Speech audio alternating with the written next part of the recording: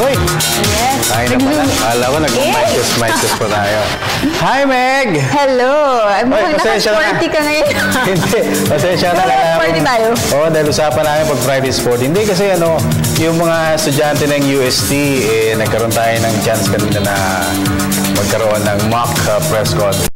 Wow! Kami ni Nick, yung ko ng Manila Bulletin at saka si idol ko, si Francis Ochoa ng Philippine Daily Inquirer. Mga journalism students ng UST. Meron din tayo. Kayo, UP, meron din dito si Tristan at saka si Mayring. At gusto daw nila maging sportscaster / ayaw niyo yung mama, journalist. Gusto niyo maging sports writer? Mababawal lang ang mga pangarap niyo, ha? Okay, ready ka na, Meg? Ready. Ito, mayaman to eh. Mabuhay, Luzon, Visayas, Mindanao, Mega Manila at World. Ngayon po ay araw ng Biyernes, ika-10 ng Abril taong 2015. Samahan niyo po kami sa pagtunghay sa mga pinakauling kaganapan sa iba't ibang sporting arena sa loob at labas ng bansa. Ako po si Dennis Principe. Dito sa aming programa, tiyak na mabubusog kayo sa mga balitang pampalakasan sa iba't ibang larangan. Ako naman po, si Meg Siozon. At ito po siyempre ang inyong paboritong PTV Sports. Sa ulo ng mga nagmamakang sports balita. Pinoy ring hero Manny Pacquiao hindi minamaliit ni undefeated American rival Floyd Mayweather Jr. Samahang Basketball Pilipinas o SBP. Doble kayod sa trabaho para sa asam na makuha ang hosting rights ng 2019 FIBA World Cup. Talk and text tropang texters. Napalapit ng isang hakbang patungo sa finals ng PBA Commissioner's Cup. Eric Spoelstra mentored Miami Heat. Nalagay sa balag ng alanganin ang pag-asang makapasok sa playoffs ng National Basketball Association o NBA. American Power Buster Jordan Spieth, solo leader sa opening round ng US Masters sa Augusta, Georgia. Defending champion Andrea pasok na sa quarterfinals ng Family Circle Cup sa Charleston, South Carolina. At hometown rider Joaquin Rodriguez kumopo ng ikalawang stage victory sa 2015 Tour of Basque Country sa Spain. Yan po ay mga headlines pa lamang. Detalye mga nag-umusok na sports balita. Narito na, nagmamadali ako. Sa boxing, hindi minamaliit ni undefeated American Floyd Mayweather Jr. si Pinoy ring icon Manny the Pacman Pacquiao. Sa katunayan, pinuri pa ni Pretty Boy Floyd ang mga boxing achievements 3 linggo bago ang kanilang 12-round title unification bout. Ang kabuang detalye ihahatid ni Mr. Rick Santos ng Sports Radio 918. Aminado si undefeated American Floyd Mayweather Jr. na hindi madaling kalaban si Pinoy ring icon Manny Pacman Pacquiao. Ayon kay Mayweather, batid niya na isang magaling na boksingero si Pacquiao kaya't hindi umano siya nagpapabaya sa ensayo. Manny Pacquiao, he's a solid competitor. He's a good fighter. He's a guy that I can't overlook. And May 2nd, I'm pretty sure we're going to have a brilliant game. Samantala, pinasalamatan naman ni Pretty Boy Floyd ang lahat ng mga tumulong para maisakatuparan ng pound-for-pound championship nila ni Pacman. Without social media, the different social outlets, and people all around the world, you know, pushing for this, I don't think this fight would be that big, you know, so I'm very thankful, and it's all about time. Matapos ang 5 taong paghihintay, sa wakas ay masasaksihan na rin ng milyong-milyong boxing fans ang tinuturing na Fight of the Century na pagbibidahan ni Pacquiao at Mayweather sa Mayo 3 sa MGM Grand Garden Arena sa Las Vegas. Para sa PTV Sports, Ricky Santos, Sports Radio 918. Samantala, gustong buhayin naman ni reigning WBC light welterweight champion Danny Garcia ang naudlot na match-up kontra Manny Pacquiao. Nagbabalik si Mr. Rick Santos. Tiniyak ni undefeated WBC Junior Welterweight Champion Danny Garcia na magpapamala siya ng eksplosibong showing sa title defense kontra fellow American Lamont Peterson sa linggo. Ito'y upang mas mapalakas umano ang kanyang tsansa na mapunta sa elite level na kasalukuyang pinag-aharian ni Manny Pacquiao with Mayweather Jr. Danny Garcia at his best, give the fans a great fight on NBC. And for all the new fans all around the world who's going to be watching for the first time, they're going to remember who Danny Garcia is for a long time. At dahil naikasa na ang Titanic clash na Pacquiao at Mayweather, tiwala si Garcia na makakakuha na siya ng malaking laban kapag naging solido ang kanyang performance kontra Peterson. It's just amazing feeling, amazing atmosphere in Brooklyn. I love fighting here. I'm 3-0 with 2 knockouts. Come Saturday, looking forward to making 4-0. You know, I prepared myself well. You know, I didn't take no shortcuts. I prepared for this fight 110%. Sa katunayan, minsan ang nakonsidera si Garcia bilang future opponent ni Pacquiao dahil na rin sa kanyang unblemished record na 29 victories with 17 via stoppages. Para sa PTV Sports, Rick Yap Santos, Sports Radio 918. Lipat naman tayo sa professional basketball. Napalapit ng isang hakbang patungo sa finals ng PBA Commissioner's Cup ang Talk and Text Tropang Texters. Ito'y matapos na umani sila ng 2-1 series lead kontra defending champion Pure Hot Shots sa semifinals kagabi. May report si Haji Caaminio. Nalalagay sa balag ng alanganin ang title defense ng Pure Food Star Hot Shots sa PBA Commissioner's Cup. Ito'y matapos na yumukod sila sa Talk and Text Tropang Texters 107-111 sa Game 3 kagabi upang mapag-iwanan sila sa serye 2-1. Si point guard Jason Castro ang nagsilbing bayani para sa Talk and Text sa kanyang scoring output na 27 points. Kabilang narito ang 8 3-pointers, habang 17 markers naman ang naiambag para sa team ni reserve forward Aaron Aban. Sa panayam ng PTV Sports, Aban na hindi niya inaasahan na magiging produktibo siya sa Game 3 dahil bihira naman umano siyang gamitin sa laro. Kasi si coach naman, hindi naman ako inahanapan ng bonus na lang kung ako, contribute sa points, pero sasabi niya, know your rule, depensa ka, open ka, tira mo. Yun lang naman ang ginagawa ko nagkataon na open. Nagkataon na sumit naman. Kaya ako sanay, hingal ako Kailan na ako uling, college pa ako siguro. Nagpaglaro ng ganong minuto, 30 may. At bagamat nakuha nila ang momentum, iginiit ni Aban na wala silang balak na mag-relax. Lalo pat batid umano nila na may kakayahan ng Pure Foods na makabalik sa serye. Order na sa kanila So, bigyan nila lahat yun. Kailangan maging ready din kami. Hindi pa naman natin yun magaling na team na yun Magaling yung coach nila, mga players. So, kailangan maging ready kami nun. Bukas ay tatangkain ng Talk and Text na makapasok sa finals sa gagawing pakikipagsagupa kontra Pure Foods sa Game 4 ng kanilang Best of 5 semifinal series. Para sa PTV Sports, Haji Caaminio, Telebisyon ng Bayan. Samantala, walang pinipiling kalaban naman ang Rain or Shine Elasto Painters sa finals ng PBA Commissioner's Cup.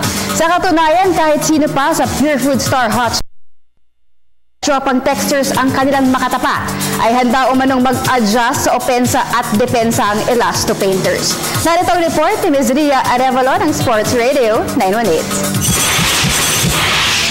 Hindi pa ikinakasa ng Rain or Shine Elasto Painters ang eksaktong game plan para sa finals ng PBA Commissioner's Cup. Ito'y kahit pa hawak ng Talk and Text Tropang Texters ang 2-1 series lead kontra defending champion Pure Foods Star Hot Shots sa Final 4. Ayon kay Head Coach Yeng Giao, nakatutok man sa Talk and Text ang kanilang preparasyon, handa pa rin umano silang mag-adjust sakaling makalusot sa serye ang Pure Foods. Wala ang masyado kasi kami, ang problema namin with Pure Food is we're outmatched size-wise, especially with Denzel Bowles, who is also a bigger import. With Talk and Text naman, siguro hindi ganun kalaki yung size advantage, pero ang naman namin sa Talk and Text is we've always had a difficult time beating Tokentex. Samantala, naniniwala naman si Giao na sila pa rin ang itinuturing na underdogs kahit sino pa makatapat nila sa Best of 7 Championship Series. We will be the underdogs, and that's the label where we are more comfortable with. Doon nga sa Meralco series namin, parang hindi kami masyadong komportable dahil favorites kami. So, with Pure Foods or Tokentex, we're back to our usual label. No? Unang pumasok sa finals ang Rain or Shine matapos na walisin nila ang Meralco Bulls sa serye 3-0. Para sa PTV Sports, Ria Arevalo, Sports Radio 918. Sa PBA pa rin, puspusa na ang pag-ensayo ng San para sa kanilang nalalapit na kampanya sa PBA Governors Cup. At kabilang sa mga nagpapamalas ng sipag sa team practice ng Leo Austria Mentored Squad ay ang dalawang bagong recruits na sina veteran big man Gabby Espinas at Yancy De Ocampo. Para sa detalye, nagbabalik si Haji Caaminio. Iniwala si San Miguel Beer straight shooter Jeric Fortuna na malaki ang may tutulong sa kanila ng dalawang bagong kakamping sina Yancy De Ocampo at Gabby Espinas. Ang dalawang veteran slotmen ay parehong na-acquire ng Beermen mula sa Global Port Batang Pier sa isang 14 trade matapos na pakawalan nila si Doug Kramer at Rico Meyerhofer. Ayon kay Fortuna, bumilib siya sa kakayahan ni Espinas matapos na makasama niya sa team practice ang 6'4" power forward. The management always wants something good to happen, and I think Gabby and Yancy are great big men. Well, nothing to take away from Rico and Doug, as they've contributed a lot to their veterans. I'm sure they can adjust easily to the system. Si Gabby, he practiced with us for 3 days na. Okay naman pinapakita niya sa scrimmages. Magaling magaling siya pumoste. Si Yancy naman has been with us pero hindi pa siya nagpa-practice. Hindi rin itinanggi ni Fortuna na masakit pa rin para sa kanila ang nalasap na early exit sa PBA Commissioner's Cup. Pero tiwala siya na makakabawi sila sa season-ending Governor's Cup kasama pa rin si American import Arizona Reed. And medyo kami motivated to bounce back from an early exit. Wala na kami excuses na championship hangover ganon. Wala na excuses. Matapos na makopo ang titulo ng season opening All-Filipino Conference, nabigo naman ang Beermen na makapasok sa playoffs ng Commissioner's Cup. Para sa PTV Sports, Haji Caaminio, Telebisyon ng Bayan. Sa international basketball, determinado ang Samahang Basketball ng Pilipinas o SBP na makuha ang hosting rights ng 2019 FIBA World Cup. Kaya naman lahat ng detalye na iprepresenta sa FIBA Central Board ay kanilang pinaplansya para mangibabaw sila sa bidding war laban sa Cup of finalist na China. May report si Ms. Arian Malyari. Doble kayod sa trabaho ng Samahang Basketball ng Pilipinas o SBP para sa asam na mapa sa kamay nila ang hosting rights ng 2019 FIBA World Cup. Ayon kay SBP Executive Director Sonny Barrio, pinaplansya na nila ang bawat detalye na kakailangan, lalo pat istrikto umano ang FIBA pagdating sa aspeto ng pagtitiyak kung kaya ng bansa na mag-host ng World Meet. Pensyonado na kaming lahat dahil ang deadline is near April 30 ng submission. No? Mga documentation ng mga support by the local government, national government, yung mga architectural plans ng mga venue, kung saan ilalagay yung mga iba-ibang opisina na kailangan ng FIBA, pati yung weather history, interesadly, tiniest detail, security plan, medical services, kung may mangyari sa delegasyon, sa ang ospital, etc. So lahat yun kailangan sikasuhin namin. Kasunod nito, umapela ng suporta mula sa national government si Barrios. 2 buwan bago pangalanan ng FIBA Central Board kung sino sa Pilipinas at China ang winning bidder. Kailangan din pa natin ang ating government to support us. Hosting to ng Philippines, hindi lang ng SBP. Kaya nga yung workshop ng FIBA, parating ine-emphasize yun. Kasama nyo ba ang gobyerno nyo dito? Kasi kung kayo lang, medyo baka hindi masyadong impressive. Nagkataon pa naman ang China ang kalaban natin, na alam nyo naman, sa China, gobyerno mismo ang kausap ng FIBA. Sakaling mapagwagian ng Pilipinas ang hosting rights, otomatiko tayong mapapabilang sa main draw ng 2019 Cup. Para sa PTV Sports, Aryan Malyari, Telebisyon ng Bayan. Sa women's basketball, bukod sa mabigat na training, kabi-kabilang international exposures din na nakalinya para sa Perlas Pilipinas National Team. Ito'y upang mas mapalakas ang kanilang tsansa na makasungkit ng maiden championships sa Southeast Asian Games sa Singapore sa Hunyo. Nagbabalik si Miss Aryan Malyari.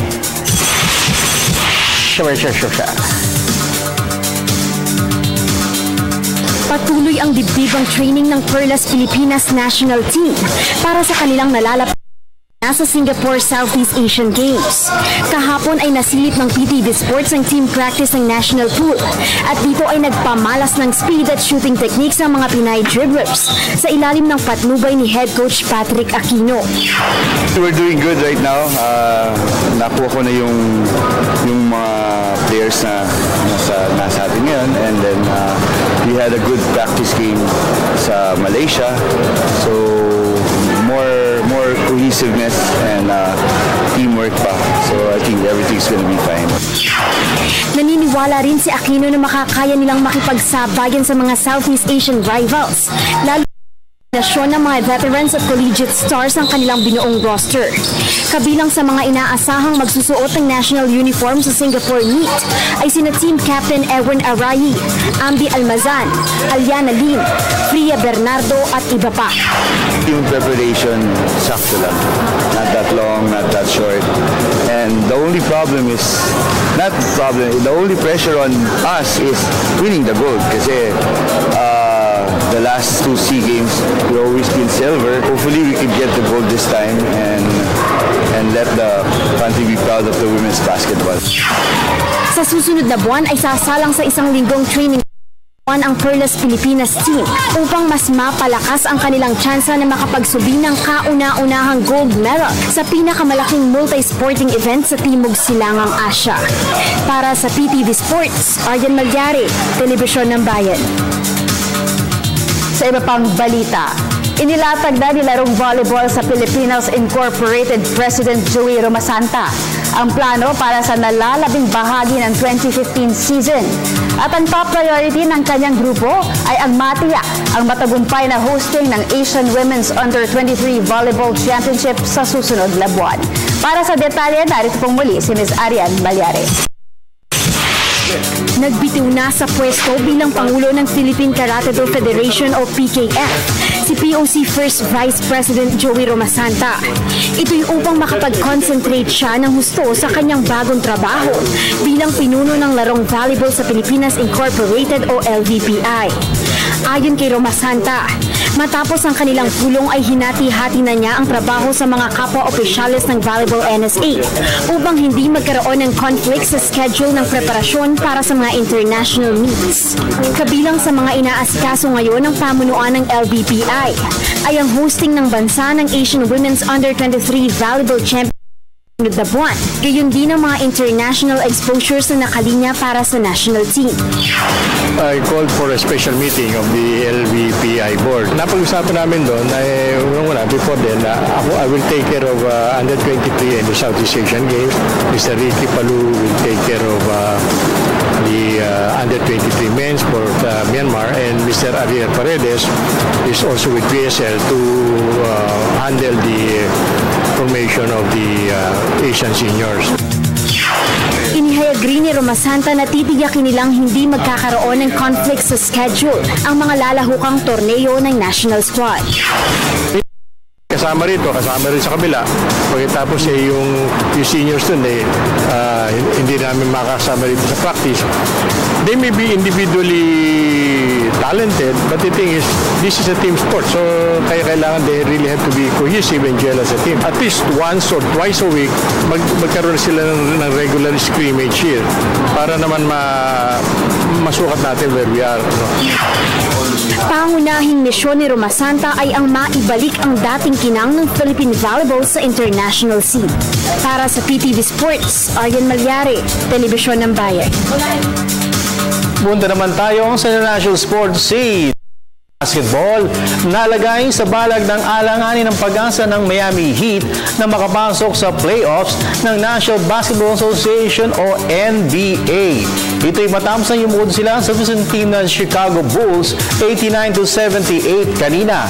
Tumika lang si power forward Pau Gasol ng double-double performance ng 16 points at 15 rebounds upang pamunuan ang balancing atake ng Bulls. Sa katunayan, napag-iwanan muna ng 19 na puntos ang Bulls sa halftime, 32-51, bago nila na-outscore ang Heat sa huling dalawang quarters ng laro, 57-27. Dahil sa panalo, ng Chicago ang solo third spot sa Eastern Conference standings sa kanilang record na 47 wins and 32 losses, habang sumadsad naman sa pang-10 pwesto ang Miami sa kanilang kartadang 35 victories against 44 defeats.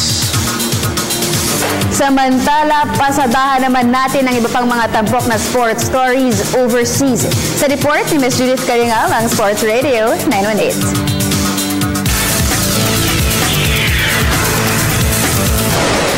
Masa sidelines sa nalalabing bahagi ng NBA season si Houston Rockets backup center Donatas Motejonas.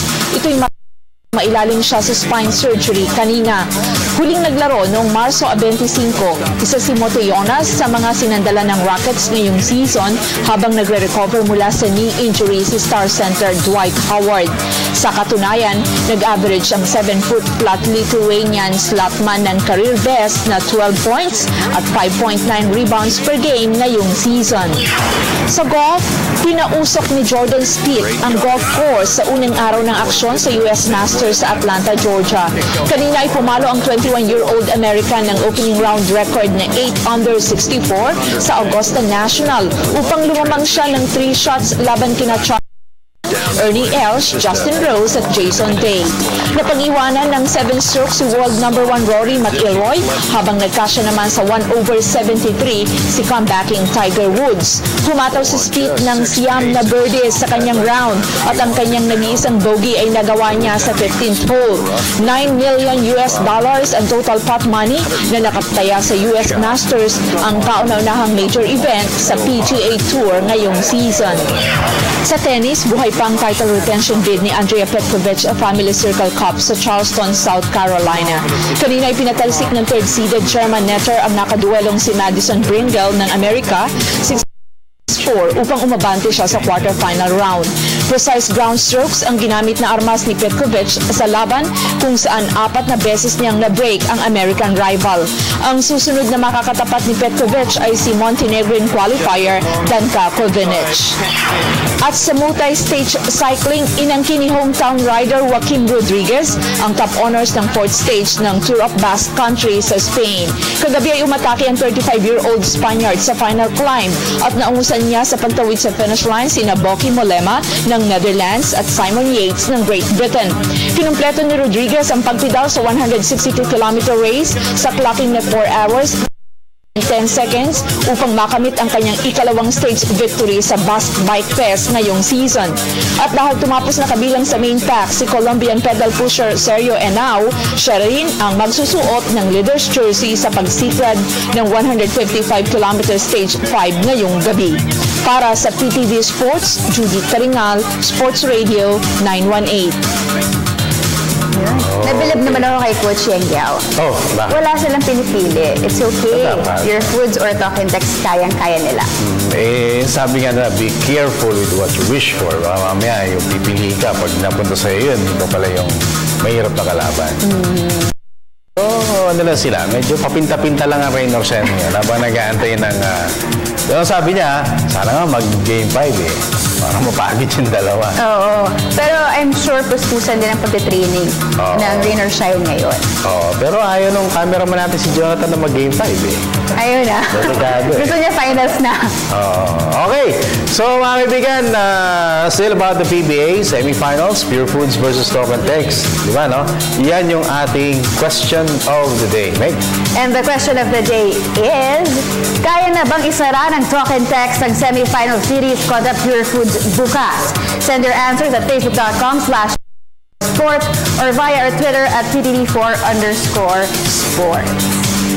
Ayan, at maya-maya, syempre, yung ating telephone number, bibigay din po natin para yung mga gusto marinig yung mga boses, pagbibigay po ng inyong opinion, ay makajoin, yes. At PBA Chairman Patrick Pato Gregorio, hindi ko po lang binabate. Makakasama natin siya. May-interview po natin para matanong naman natin yung paano ba nabuo itong anim na pagpipilihan bilang next commissioner. Ano meron sila para sila i-considera at ano pa yung dapat i-considera sa kanila. May mapili doon na bagong commissioner ng PBA. Yan at marami pang iba. Sa pagbabalik ng inyong paboritong PTV Sports. At nagbabalik ang pinakamalawak na sports newscast sa bansa, ang PTV Sports. Oy, hello. Di ba, Haji? Di ba, sporty kami ngayon? Di ba ako mukhang kagawad? Ang yung professor. Dapat parang ako kagawad. Hoy, kulang na ng patututa. Again, basa. Question of the day natin. Question of the day natin is, kaya na bang isara ng Talk and Text ang semi-final series kontra Pure Foods bukas? Kaya na. Oo. At oo nga naman. Sige, usap lang kayo. Kumbaga, yung series kasi, kumbaga napunta sa Talk and Text yung momentum. Tapos yung Pure Foods, their backs are against the wall. So sabi nga kanina, nung na-interview natin, si Aaron Aba na napakabait na tao, na nung tinawagan talaga kanina, uy, idol, ganun siya. Sabi nga kanina, well, knowing Pure Foods, alam naman natin na talagang napakalakas ng lineup nila at hindi basta susuko yan. So may pag-asa pa. May pag-asa pa. Hindi basta-basta ibibigay ka nga o ibibigay o itatapon ang puting tuwalya. Yun. Sa yun. Oo. Pero yung kumbaga parang sign na rin yun ng pag-give up di ba? Simbolo. Siyempre, alamin naman natin ang comments ng ating mga viewers. Naman from John Paul Nasino. Ikaw na, mahaba. Si John Paul Nasino, ito, hindi pa po. Kasi po, magfo-force pa ng do or die game ang Pure Foods. Hindi pa maisasara dahil may pinagsamahan na ang Pure Foods at mas gigil silang maglaro pag nadedehado sila sa serye. At sana manalo Pure Foods dahil manonood pa ako sa Game 5. Kaya naman pala. Ang ganda mo po, Ate Meg. Mabati daw ang Nasino family. Salamat. Thank you, John Paul. Yes. Okay. Pwedeng matahin ang pamilya na yan. Nasino? Kasi hindi ba kaya pala. Nasino? Hindi siya gets. Hindi nyo pwedeng sino-sino. Gets na gets. Mabasa ba? From Dimitrix Rubio, sabi yun, nako, pag TNT ang papasok sa finals, easy win, no match yung Rain or Shine. Bakit kaya no match? Siguro pag pumasok ang Talk and Text, wala nang easy match na yon for Talk and Text. Siguro kasi, di ba, the last time na nagharap ang Talk and Text tsaka yung Rain or Shine, di ba? Sa finals. Naging basehan niya. Right. Pero iba na yung iba na kasi ngayon yung Rain or Shine ngayon. Oo, tsaka mas sila ngayon. At saka mahigpit na kupunan ng Rain or Shine, hindi mo sasabihin na, di ba hindi naman sila nag-give up noon sila na talagang lalaban. Oo. Sabi ni Aaron Chester Dino, if Pure Foods continue having defensive lapses on that arc, it's over. Oo nga, kasi pinakawalan 19 3-pointers yata, yung pinakawalan kagabi. Ganun ang laro ng Rain or Shine. Puro 3 points. Sabi nga shooter sila lahat? Sabi nga na isa natin nakausap, pagka daw TNT tsaka Rain or Shine, uulan daw ng tres yun. Mas maganda manood Talk and Tres. Talk and Tres. Tsaka... Raining trees or shine. Maisingit lang. Ayan, sabi nga niya, but knowing that they have a coach named Tim Cone, all of it will be solved. So to speak, kaya na. But Pure Foods is a different animal during do-or-die games. I'm a fan, but I can't assure that Pure Foods will win. It's just a matter of who will dictate the tempo during crucial minutes. Gusto ko sinabi ni Aaron, ha? Yes. From John Marty Rampola, sabi niya, Pure Foods ang defending champion. Aasahan hindi sila basta susuko na lang. Tingin ko po, aabot ng Game 5 yan. Sanay sila sa mga ganyang sitwasyon. Makakapag-adjust din sila for sure. Abangan. Yun. Pag dito, Rampola family, salamat. Okay. Sige, basa pa. Leonard Nasorada, Sir Haji, TNT sure yan, idol. Malakas talaga sila kahit walang tulong ng import. Sino? Yung talk and text. Talk and text ba? Magaling import nila. For me, parang very ideal yung import nila. Pero ang sinasabi nila, sobrang galing ng talk and text kahit walang import. Kahit walang import. Tsaka knowing Ivan Johnson, di ba? Ano rin siya eh. Tawag dito. Ivan Drago. Oo, tsaka ano din siya. Ano yung term na... ano yung term doon? Ano? Kaya niyang ano eh. Kaya ng road. Kumbaga, pwede siya sa ilalim, pwede siya sa beyond the arc. Yun. Yeah. From Remle Aled, sabi niya hindi, may Game 5 pa. Ganun na kasimple. Kung Game 5, ano ba? Lunes? Mangyayari niyan, Lunes probably. Kasi bukas is Game 4. So, after 2 days. Monday, no? Wala tayong calls. Meron tayong interview. Sige. Mark Perez Agustin, hindi. Sigurado may Game 5 pa yan. And knowing do-or-die games, dyan magaling ang Pure Foods. Hashtag Go Pure Foods, defend the crown. Ayan. Okay, teka. Putulin muna natin yung okay. Mga texters natin. Dahil ito, katropa natin to. Ang chairman ng PBA at matagal na nating supporter, ano? Na nanonood ng ating programa, no, dito sa Channel 4. PBA Chairman Patrick Pato Gregorio. Chairman, good evening at welcome sa PTV Sports. Hi, good evening, Dennis. Good evening sa lahat ng makikinig at nanonood ng PTV Sports program. Alright, teka. Chairman, sandali ha. Ano yun lang yung ating volume. Ayusin lamang natin. Ayan, okay. Okay, alright. Chairman, one more time. Chairman, good evening sa iyo. Hi, good evening, Dennis. Good evening sa lahat ng nanonood ng PTV Sports. Magandang evening. Okay, Chairman, kasama natin dito si Meg at saka si Haji, mga katropa natin. Hello po. Hi, good evening, Chairman. Alright. Yes, good evening. Chairman, siguro diretsa na. Alam ko, busy ka, no? Dito sa anim na napili natin, no, na pagpipilian naman ng ating susunod na commissioner.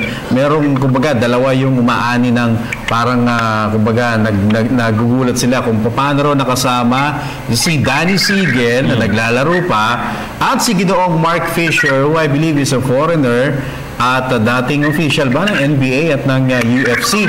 Siguro, Chairman, yung dalawa, if you can help us na mapakilala naman sa tao itong dalawa sa anim na napili na pagpipilian ng susunod na.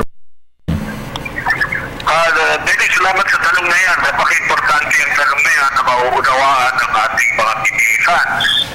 Alam niyo po, nung plinano ng PBA, ng PBA board, na mag-tap ng headhunter, professional headhunter, yan po ay inopin natin sa lahat ng posibleng kandidato.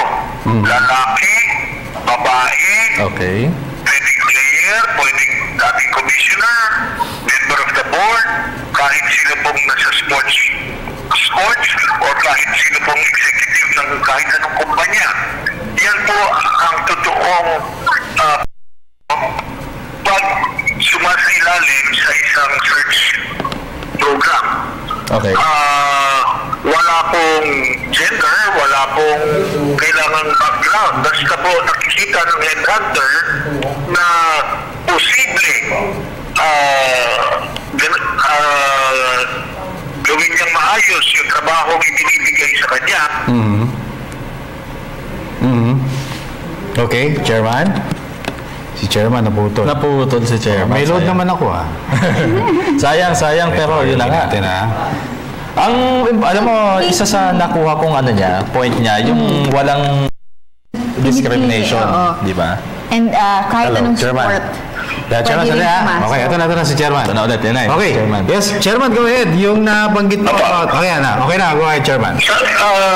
Sabi, katulad nga po ng aking nilagay, pag tayo po ay sumailalim sa isang headhunter, ang buong universe po ang tinitingnan at pinag-aaralan yan. Okay.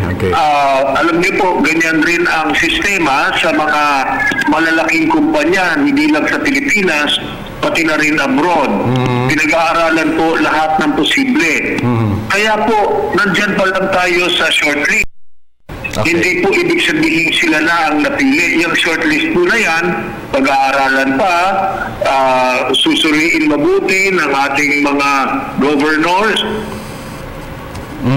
Ang report na sinabit ng State Committee at ng headhunter nila, Mr. Canela, Global Solutions, para makapili tayo ng susunod na commissioner. Okay. Now, Chairman, dun sa dalawa, ano yung nabanggit sa inyo nung Global Solutions, yung headhunter, kung bakit si Sigel, who's still active, playing in the PBA, at saka si Ginoong Fisher na foreigner, kung bakit sila yung napasama nila for you? It will be unfair to the four others. Okay. Justify the inclusion of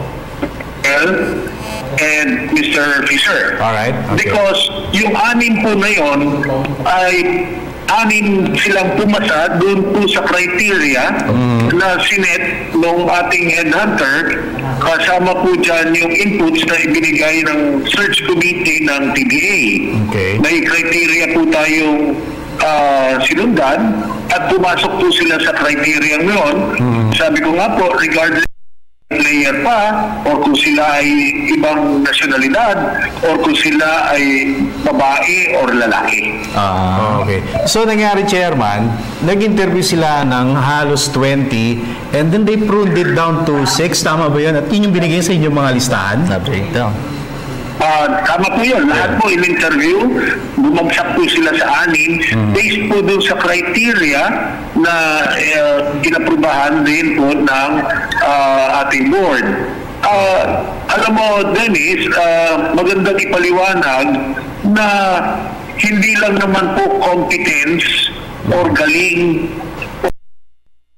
ang pinag-uusapan dito. Doon po sa criteria, isa po sa importanteng dapat pumasok ang isang nominee ay yung oras na kanyang ginugugol para magampanan yung trabaho. Okay.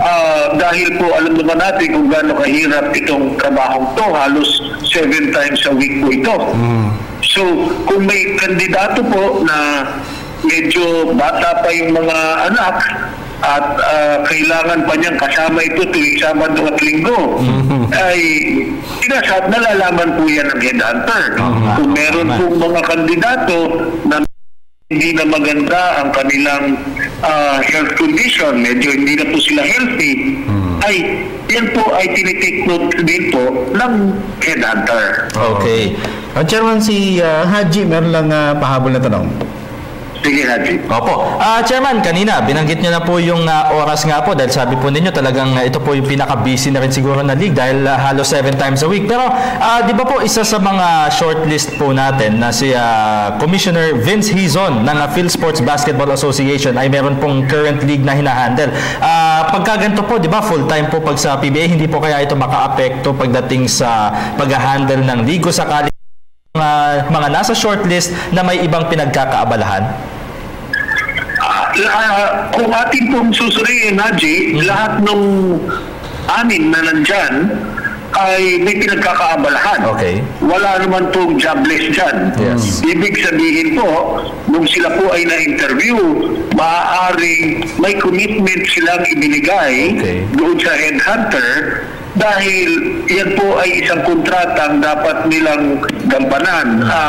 Hindi ko po nakakausap kahit sino dyan sa anim na yan, pero ako po ay naniniwala na talagang kasama po yan sa kondisyon pag gusto susunod na commissioner ng PBA. Okay, so ibig sabihin, pagka napili na sila, definitely whatever ginagawa nila, bibitawan. Wala na yun, bibitawan na, Chairman. I would like to believe that should be the agreement and that should be the setup, Dennis. Okay, Chairman, si Meg, may pahabol din.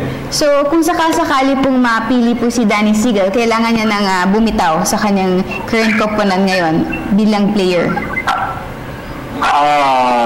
Palagi sigurado po ako yan. Kung siya po napili, ay imposible po na makapaglaro pa siya. Na commissioner. Chairman, isa na lang, pahabol ko lang. Alam mo, meron tayong mga fans ng PBA. Bakit hindi si Jaworski? Bakit hindi si Fernandez? Bakit hindi si Chito Narbasa? Yung mga sinasabi nilang dapat nandyan, sinasabi parang kulang daw ng glamour. Ano ba yung ating may sasagot tungkol dyan na, Chairman? Alam niyo po, yan ang napakaganda din sa ating PBA. Talagang everybody is involved. Everybody loves the PBA. Talagang concerned sila sa future ng kanilang liga. Kami po ay nagpapasalamat na ganyan ang kanilang malasakit sa PBA. Pero humihingi rin po kami ng kanilang pag-unawa na talagang kahit saan ng pagpili, kahit nga dun po sa 40 greatest, kahit po sa the next commissioner, lagi po talagang merong prosesong pagdidibatihan yan. Dahil may kanya-kanya tayong pananaw at may kanya-kanya rin tayong criteria. Ang gusto ko lang naman po ipaliwanag at i-assure ang ating mga PBA fans na ito po talaga ay dumadaan sa isang professional na process. May kanya-kanya pong rason kung bakit hindi po na pasama yung kanilang mga binanggit na kandidato. Maaari pong yung iba sila mismo ang nagsabing sa criteria po hindi ako papasok, pasensya na, or baka po sa isang criteria hindi rin papasok. Kaya po ganyan ang nangyari dyan. Pero yung anin po na yan po ay pwede na nating pagpilian ang susunod na commissioner galing dyan kasi po talaga pong sinala yan at kami po ay naniniwala na makakapagtrabaho ang next commissioner kasama po ni CEO Chito para lumaki pa ang PBA. Okay, so sa punto ito, Chairman, yung board na ang pipili dito sa anim na ito? Kasama po ang headhunter, kasama po si CEO Chito Salud.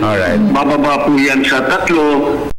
Yun po yung 3 hanggat papili po yung next commissioner. Yung May 15, is that a definite date, Chairman? Or pwede mas maaga pa sa May 15 yung pag-announce ng bagong commissioner? Alagay ko po, Dennis, on or before May 15 po. On or before. Alright, Chairman, maraming salamat at yung pag-explain mo sa amin at sa ating mga viewers, talaga namang pang for Senator Pato Gregorio yung mga pinanat mo. So, Chairman, maraming salamat, ha? Tinatawa mo na naman ako, Dennis. Maraming salamat po. Good evening to everybody. Okay, yan po mga kaibigan, isa sa mga 10 outstanding young men. Chairman Pato Gregorio. Gregorio. Thank you very much. At least naipaliwanag na niya kung ano yung pinagdadaan ng proseso. Hindi lang doon sa issue nung pagpili ng commissioner, pati na rin doon sa 40 greatest. Kasi yung headhunter pala, ang ginagawa talaga niya is inaanam talaga yung buhay mo. Based sa pagkakaintindi ko pag-explain ni Chairman, like, anong ginagawa na ito pag weekend? Correct. Ano yung lifestyle di ba? Kailangan di busy. Ito ba namamasyal? May time sa family, mga anak, mga bata. Yun. Kung madalas ba'y nagdadialysis? So, ayos pati health ayos. Talagang na-measure yan, no? Yung sa lifestyle check. Oo, kasi nga sabi nga 7 times a week may PBA. Oo, tama. Kaya talagang napaka-importanting Kaya hindi tayo pumasa Kasi araw-araw meron tayo PTV Sports Live. Okay, so bago kami magyabang, mag-break muna kayo mga kaibigan. Sa aming pagbabalik, ang inyong mga Facebook messages and hopefully mahanap kayo ang aking telephone line. Okay, yan. Ang tarapang iba. Sa pagbabalik ng PTV Sports.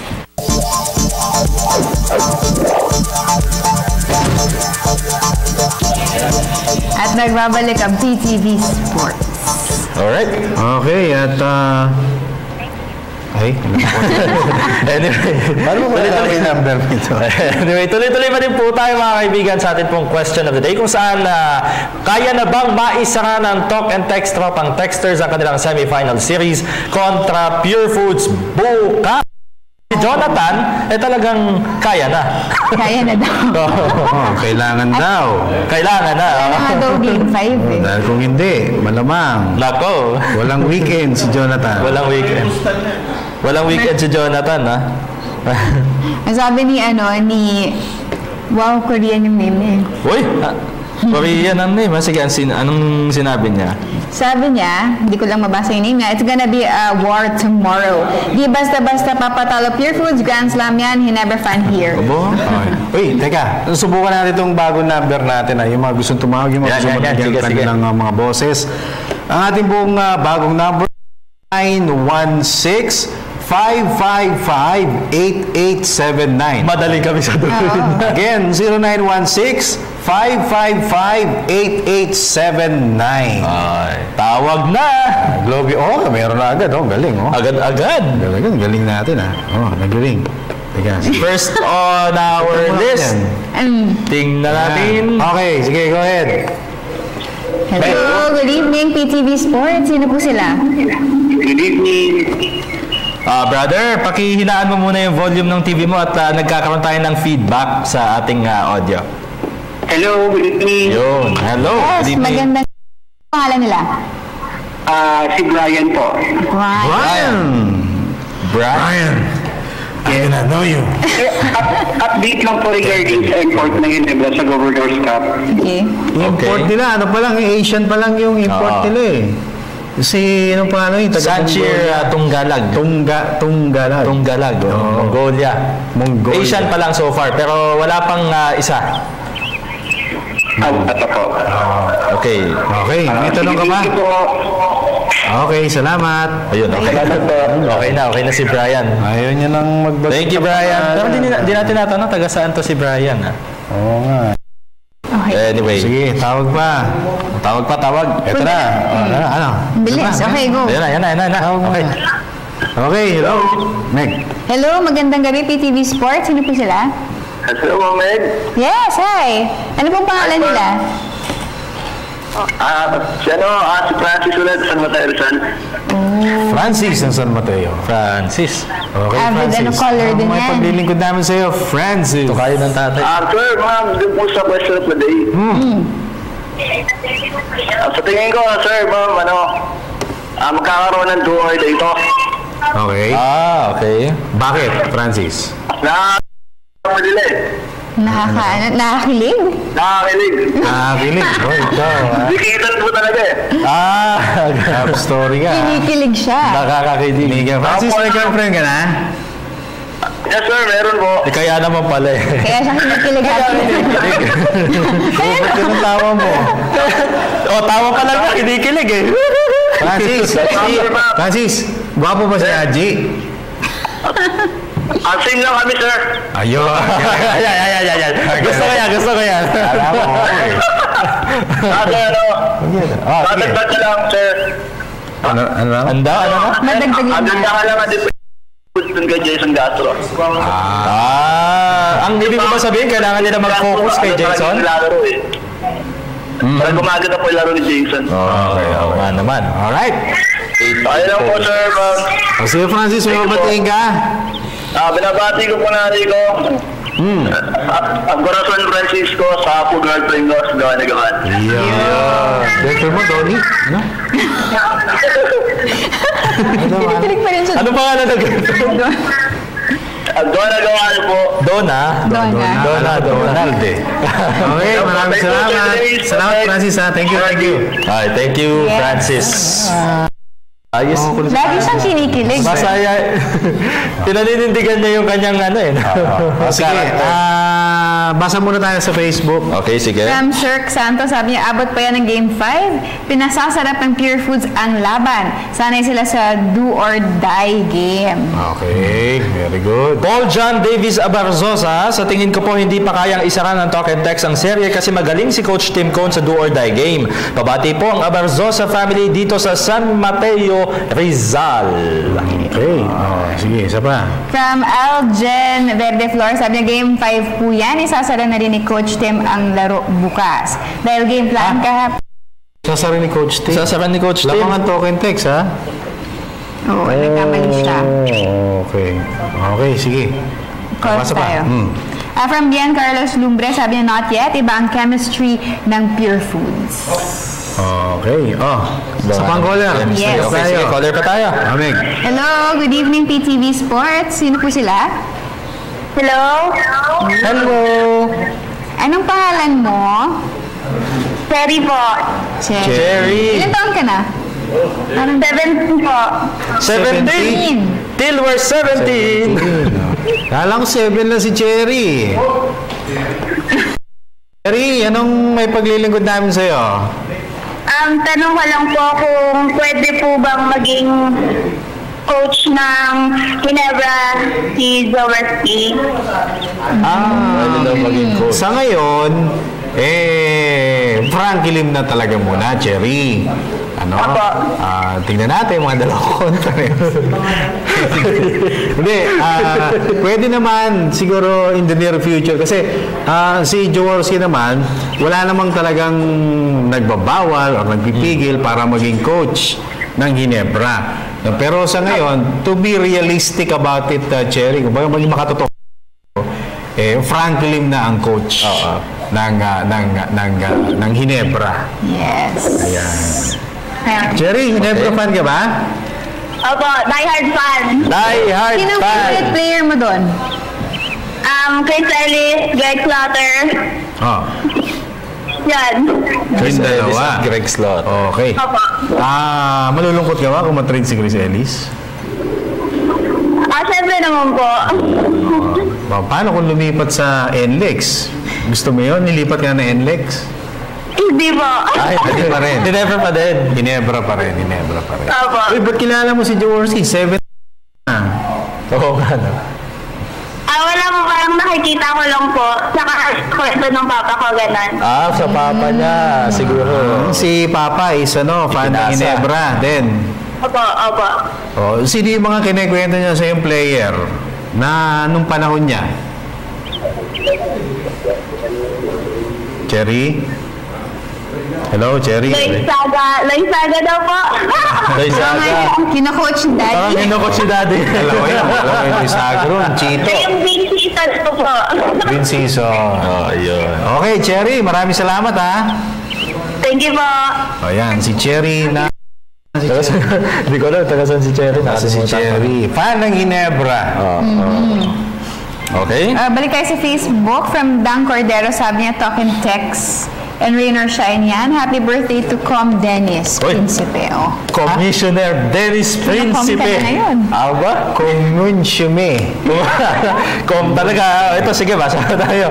Jonel Kiambao Navarro. Salamat sa bumati. Oo nga. Ng happy birthday. Sa tingin ko maganda ang kalalabasan ng laban na yan. Siguradong mainit ang laro. Sana wala maging problema sa mga tawag ng mga official sa laro. Sir Dennis, ask ko na din po, kailan po ba na-draft si Steph Curry at si Kawhi Leonard? Pabati na lang po dito.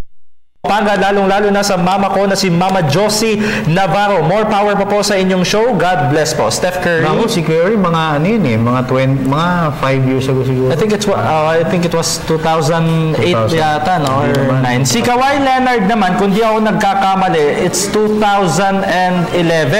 Bata pa yan. Kapalit ni George Hill from para sa Indiana Pacers. Galing sa Indiana. 15th round, 15th pick sa first round. Si Kawhi Leonard ng San Antonio Spurs. Okay, at as usual, bago tayo mag-meme. Uy, birthday ni, mamaya ka na. Bago tayo mag-meme, meme. Featuring Jerry Santiago, Mark the Spark, wala namang hantay, Kagiwa. Name of the day, Pure Foods. Dun yung cottage namin. Punta na lang kayo dun. Sama-sama tayo. Pure Foods, dun kami. Itinuturo ni Kagiwa. Mora, ang cottage. O sa San Juan, Batangas.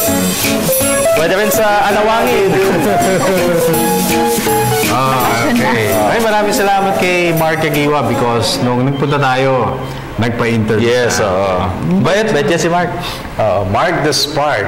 Okay, at happy birthday na. Siya, kawawa naman.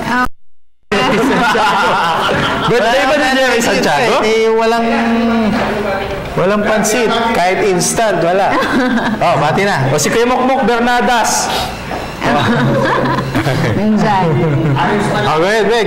Siyempre, maraming salamat sa Viewblends, Cosmo Culture, Mr. Amis Tumang ng Amazing Playground, Mr. Defend of California Bo, Silux Medical Center, Miss Waves of Dermesthetics, Frank and Marcel Graphics, My Jewelry Box, and of course, Print Couture. Okay, ako na mabatiin ko Pantua family sa Whispering Palms, Liano, Caloocan City, De Los Santos family sa Marikina City, kay Owen, especially na mag-birthday, advance happy birthday kay Tita, kay Tito, at kay Miss Aisa, Mildred Ates, Mise, Dexter Arapok, Malin Pantino, Alvin Kimen, Noki Batlangaw, at si Alexin Ramirez ng Filipino Spurs fans. Maraming salamat po sa inyong lahat. Ayan, kaya nakikita nyo kahit na wala tayong aling, ano? At kahit na maligo tayo sa aparato, Alex Manlangit. Yes, of course! Bossing! Mabuhay ka! Ayun na. Tsaka yung director natin. Director Okay. At Sports Radio family, maraming salamat din sa inyong pag-suporta sa atin. Sports Radio. Kalas na tayo. My wife, Queenie, I love you. Prince Ian, Prince Zoe, Mami Base, Mami G, Daddy Dan, belated happy birthday. At sa aking wife, belated anniversary. And until next week, ako po si Dennis Principe. Next, Yoso. And Haji Kaaminyo. Ito po ang inyong pamilya, ang inyong kapuso, ang inyong kabagang, kasabwat, PTV Sports.